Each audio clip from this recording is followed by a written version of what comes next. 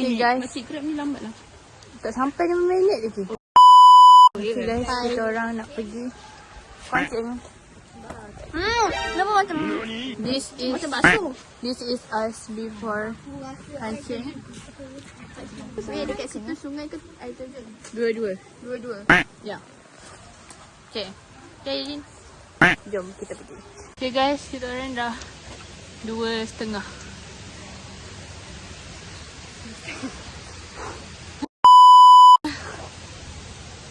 Sana korang.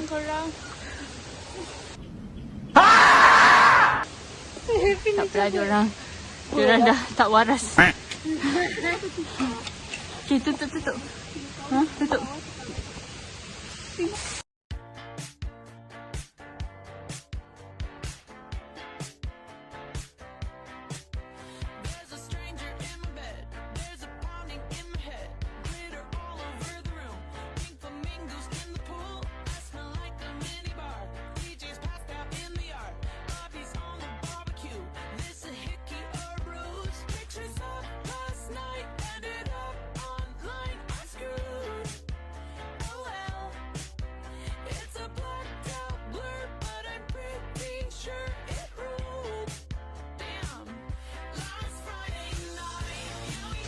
Wow!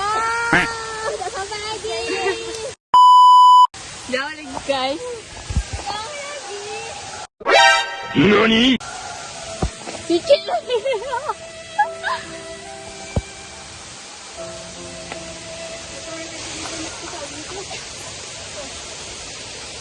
Susah guys.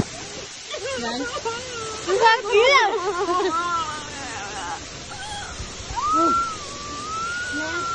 kita orang tengah santai. Wih. Salah nampak je. Sini kawan-kawan kita. NANI?! Siapa ni? Pasal tu tadi dia ingat kelas 6. Mana? Aku nampak dia maju. Tiba-tiba kenapa tu? Aku nampak orang lagi. Tapi aku dengar dia kata custom. Sahab? Kita orang tengah tunggu bro sampai. Guys, kita orang hampir berjaya. Sikit lagi. Dah nampak air. Dah nampak air dah. Tadi. Ya Allah. Tadi ada banyak menyeramkan je. Tapi dengan semangat dan tekad yang tinggi, Kita jumpa gentleman. NANI?! Nak sampai dah. Yeay.